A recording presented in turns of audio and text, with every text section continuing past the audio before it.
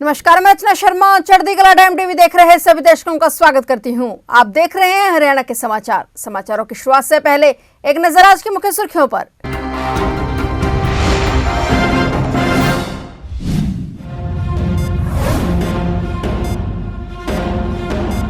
Haryana cabinet की अहम meeting, कई अहम फैसलों पर लगी मोहर। बैठक में करीब 2 दर्जन मुद्दों पर हुई चर्चा।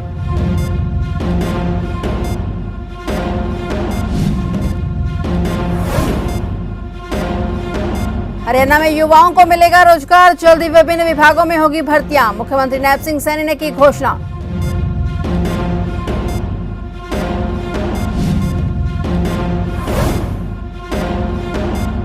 प्रदेश भर में 2 दिवसीय हड़ताल पर डॉक्टर, स्वास्थ्य सेवाएं प्रभावित। रेवाड़ी में रिटायर्ड डॉक्टरों की लगाई ड्यूटी। लंबित मांगों को लेकर डॉक्टरों ने की हड़ताल।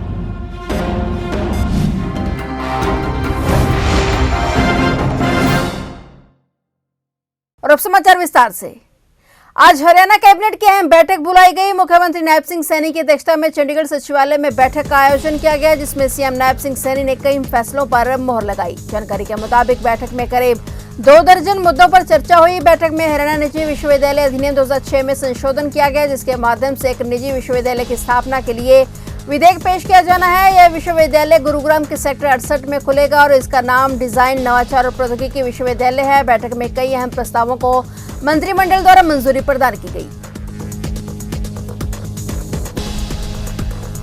मुख्यमंत्री नैब सैनी ने आरकेएसडी कॉलेज कैथल में कहा कि आजकल कांग्रेस वोट चोरी का झूठ का राग अलप रही है और कांग्रेस ने ब्राजील की महिला का फोटो दिखाकर झूठा नैरेटिव सेट करने का प्रयास किया, लेकिन ब्राजील की महिला ने खुद ही कांग्रेस की पोल खोल दी और कहा कि वह कभी भारत आई ही नहीं। विपक्ष के नेताओं के हालात ऐसे हो गए हैं कि उनके पास कोई मुद्दा नहीं बचा है। कांग्रेस के झूठे प्रचार से हमें लोगों को सावधान करना है और खुद भी सावधान रहना है। मुख्यमंत्री नैब सिंह सैनी ने कहा कि हरियाणा में जल्द विभिन्न विभागों में भर्तियां की जाएंगी, जिसमें युवाओं को रोजगार मिलेगा। बिना पर्ची खर्ची के नौकरी वाली भाजपा सरकार आमजन के हितों की सच्ची रक्षक है। इसके तहत बिना किसी भेदभाव के मेरिट आधार पर नौकरी दी जाती है और ये हमारे लिए यह गर्व की बात है कि प्रधानमंत्री नरेंद्र मोदी ने भी लोकसभा में इस बात का जिक्र किया था। मुख्यमंत्री ने बड़ी घोषणा करते हुए कहा कि बारिश में जो सड़कें टूट गई हैं उन्हें ठीक किया जा रहा है और इस साल के अंत तक सभी ऐसी टूटी हुई सड़कें ठीक करवा दी जाएंगी। इसके लिए 6 विभागों के बीच तालमेल बनाकर काम करने के निर्देश दिए गए हैं।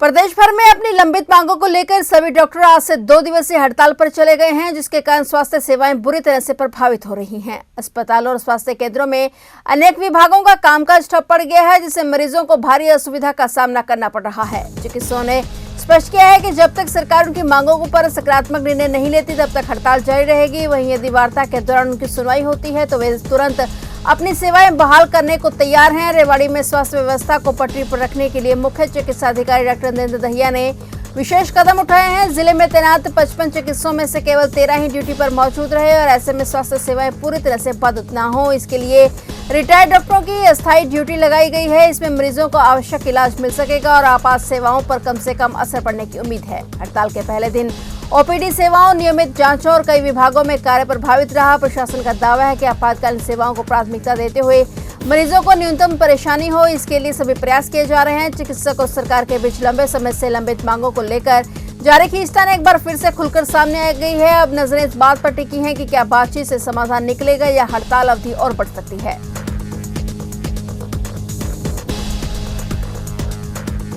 भाजपा की कैथल में बड़ी बैठक हुई, जिसमें सरकार और संगठन से संबंधित महत्वपूर्ण मुद्दों पर चर्चा की गई। वहीं इस बैठक में मुख्यमंत्री नैब सिंह सैनी, प्रदेश अध्यक्ष मोहनलाल बडोली ने भी शिरकत की। बैठक में स्वदेशी अभियान को घर घर तक पहुंचाने की रणनीति पर विस्तृत चर्चा हुई। मुख्यमंत्री नैब सिंह सैनी ने आत्मनिर्भर भारत अभियान के तहत स्वदेशी रथ यात्रा को झंडी दिखाकर रवाना किया और उन्होंने कहा कि भाजपा का लक्ष्य स्वदेशी अभियान को घर घर तक पहुंचाने का है। इस बैठक में सभी कार्यकर्ताओं से स्वदेशी अभियान को और गति देने पर चर्चा हुई।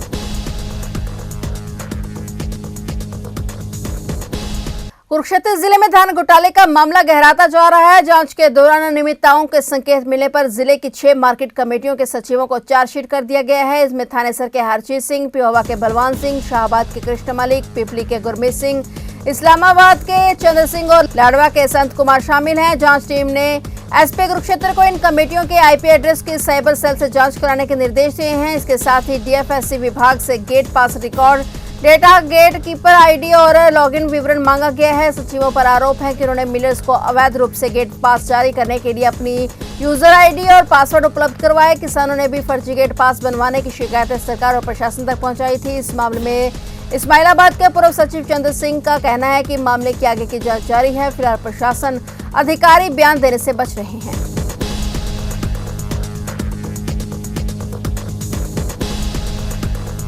जींद जिले में नरवाना के ढाकल गांव में आज सुबह घर में सिलेंडर फटने से आग लग गई, जिसमें लाखों रुपए का सामान जलकर खाक हो गया। मकान की छत भी क्षतिग्रस्त हो गई। गनीमत यह रही कि इस हादसे में किसी की जान नहीं गई। आग की सूचना मिलते ही ग्रामीण मौके पर पहुंचे और आग बुझाने का प्रयास शुरू किया। साथ ही प्रशासन और दमकल विभाग को भी घटना की जानकारी दी गई। आग बुझने के बाद मकान की छत टूटकर गिर गई। प्रत्यक्षदर्शियों ने बताया कि सुबह महिला घर पर चाय बनाने के लिए सिलेंडर के पास गई थी, तभी अचानक आग लग गई और परिवार के सदस्यों ने तुरंत घर से बाहर निकलकर जान बचाई। वहीं ग्रामीणों ने प्रशासन से परिवार को तत्काल मुआवजा और आर्थिक सहायता प्रदान करने की मांग की है।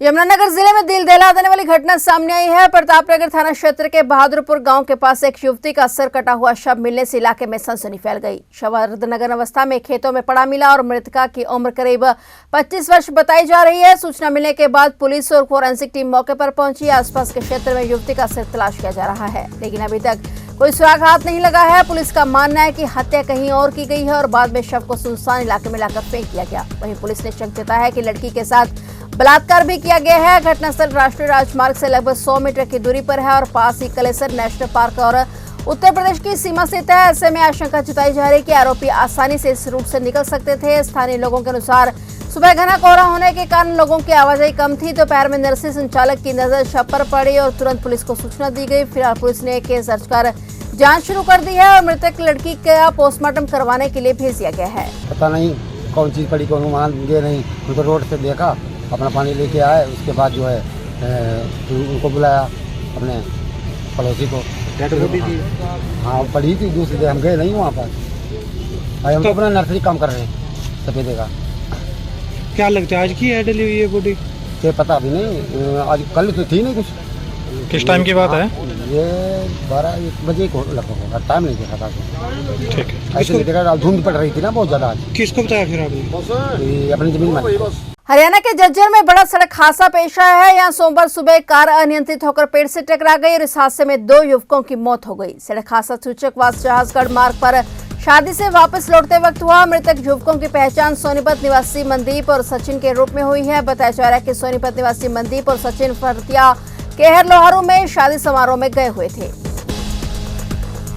हरियाणा में दिसंबर महीने की शुरुआत से लोगों को कड़ाके की ठंड महसूस होने लगी है। खासकर रात और सुबह के समय सर्द हवाओं के ठिठुरन बढ़ा दी है। मौसम विभाग के मुताबिक आने वाले दिनों में तापमान में और गिरावट दर्ज होने की संभावना है। हरियाणा के औसत अधिकतम तापमान में 0.8 डिग्री की हल्की बढ़ोतरी दर्ज हुई है और इसके बावजूद अधिकतम तापमान सामान्य के करीब बना हुआ है। वहीं रात के तापमान में गिरावट दर्ज की गई, जिससे ठंड का असर और बढ़ गया है। मौसम विभाग के मुताबिक ठंडी हवाएं लगातार तापमान गिरा रही हैं। प्रदेश में मौसम के उतार चढ़ाव में नूंह सबसे गर्म जिले के रूप में दर्ज हुआ, जहां अधिकतम तापमान 26.7 डिग्री सेल्सियस रहा और यहां तापमान में 1.3 डिग्री की बढ़ोतरी दर्ज की गई। इसके अलावा नारनौल हरियाणा का सबसे ठंडा जिला रहा, जहां न्यूनतम तापमान 4.6 डिग्री सेल्सियस रिकॉर्ड किया गया। मौसम विभाग के मुताबिक आगामी 11 दिसंबर तक राज्य में ठंड में लगातार बढ़ोतरी देखी जा सकती है। यह स्थिति ठंड को और बढ़ाएगी और कई स्थानों पर सुबह कोहरा भी घना हो सकता है।